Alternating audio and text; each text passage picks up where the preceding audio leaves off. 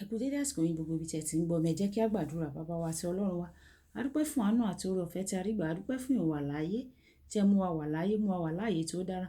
A dúpẹ́ yìí ní ọjọ́ ìṣẹ́gun, ìṣẹ́gun fún wa nílé lóko lẹ́yìn odi ní gbogbo ibi tí a bá lọ. Ògo ni fún orúkọ mímọ́ yín. Ọlọ́run, ọ̀rọ̀ tá ò gbọ́ lónìí kó ṣe ayé ọkàn àti ara wa ní rere, kó má ṣe lòdì sí wa ní ọjọ́ ìdájọ́. Sí àgbàdo lórúkọ Jésù Olúwa wa. Àmín. Àmín ní orúkọ Jésù.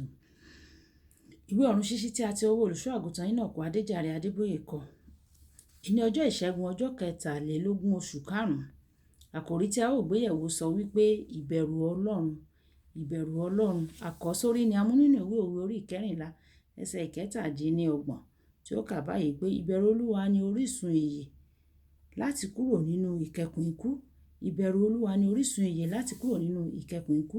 Nígbà tí a ó mú Bíbélì kíkà wa bákan náà nínú ìwé Òwe orí 2 ẹsẹ̀ 1 dé 5, ìwé Òwe orí 2 ẹsẹ̀ 1 dé 5 tí ó kà báyìí pé ọmọ mi, bí ìwọ bá fẹ́ gba ọ̀rọ̀ mi, kí ìwọ kí o pa òfin mi mọ́ pẹ̀lú rẹ, tí ìwọ dẹtí rẹ sílẹ̀ sí ọgbọ́n, tí ìwọ sì fi ọkàn sí òye. Àní bí ìwọ bá ń ké tọ ìmọ̀ lẹ́yìn, tí ìwọ sì ń gbé ohùn rẹ sókè fún òye, bí ìwọ bá ṣàfẹ́rí rẹ̀ bí fàdákà, tí ìwọ sì ń wá kiri bí ìṣúra tí ó pamọ́, nígbà náà ni ìwọ yóò bẹ̀rù Olúwa, ìwọ yóò sì rí ìmọ̀ Ọlọ́run. Kí Olúwa kí ó bùkún kíkà àti gbígbọ́ rẹ̀. Wàyí ẹ tẹ́tí bẹ̀rẹ̀ jẹ́ láti gbọ́ ohun tí olùṣọ́ àgùntàn Enoch Adeboye ní fún wa ní èní. Gbogbo ọlọ́gbọ́n ló mọ̀ pé ẹni tí ó dá ọ̀run òun àti ayé, ó yẹ láti bẹ̀rù. Ìdí nìyí tí ìwé Òwe orí 9 ẹsẹ̀ 10 fi sọ pé ìbẹ̀rù Olúwa ni ìpilẹ̀ṣẹ̀ ọgbọ́n, àti ìmọ̀ ẹni mímọ́ ni òye. Kò sí ìwà òmùgọ̀ tó ga jù kí ènìyàn kí ó rí Ọlọ́run fín. Báwo ni ó ṣe lè bẹ̀rù àwọn tí agbára àti àṣẹ wà ní gbèdéke? Báwo ni ó ṣe lè bẹ̀rù àwọn tí agbára àti àṣẹ wọn ní gbèdéke?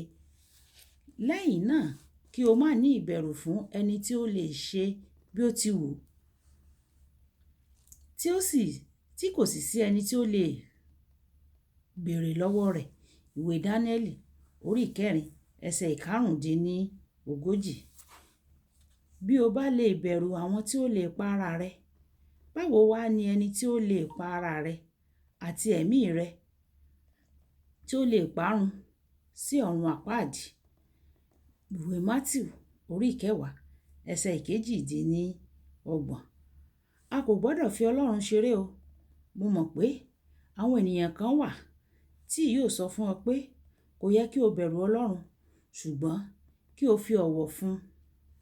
Mi ò mọ̀ bóyá inú Bíbélì wọn ni wọ́n ti ka ìyẹn o. Ṣùgbọ́n Bíbélì tèmi kò sọ pé bọ̀wọ̀ fún Ọlọ́run ni ìpilẹ̀ṣẹ̀ ọgbọ́n o. Kàkà bẹ́ẹ̀, ìbẹ̀rù Olúwa ni ó sọ o. Mi ò kì í fi iná ṣeré.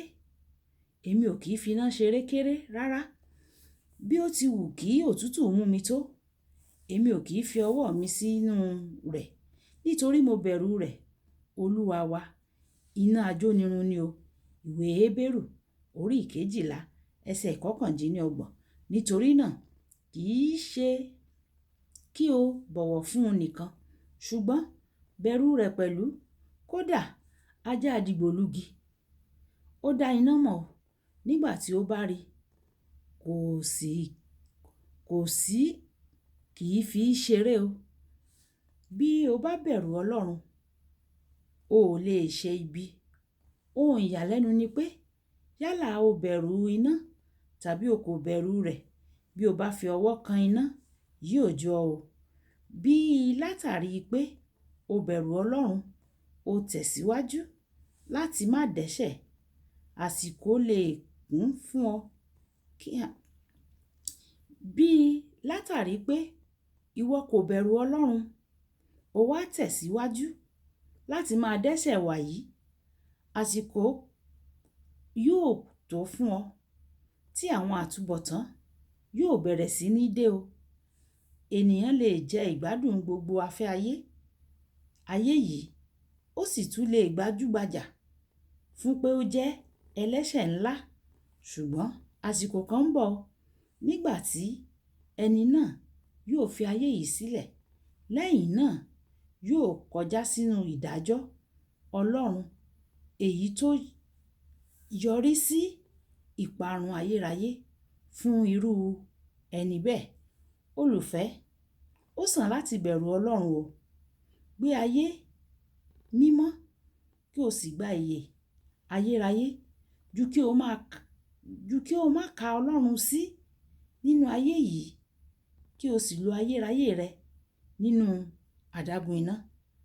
Yan dáradára o pẹ̀lú ọgbọ́n. Kókó ọ̀rọ̀: bẹ̀rù Ọlọ́run gidigidi débi pé ìwọ yóò jìnnà sí ohunkóhun tí yóò mú un bínú. Kókó ọ̀rọ̀: bẹ̀rù Ọlọ́run gidigidi o débi pé ìwọ yóò jìnnà réré sí ohun tí yóò mú Ọlọ́run bínú. Ọlọ́run yóò fún wa ní oore ọ̀fẹ́ láti bẹ̀rù rẹ̀ àti láti jìnnà réré sí gbogbo àwọn nǹkan tó lè mú kí Ọlọ́run bínú sí wa. Ọlọ́run yóò ràn wá lọ́wọ́. Kì í dùn púpọ̀ sókè lọ́bẹ̀ oge. Olúwàbùkọ́lá aya kó tí ẹ mọ̀ sí ìyá ẹ̀yìn rere. Òun ni ó ka ọ̀run ṣíṣí ti èní. Nígbà tí a máa pàdé ní ọ̀la, ó dàbọ̀.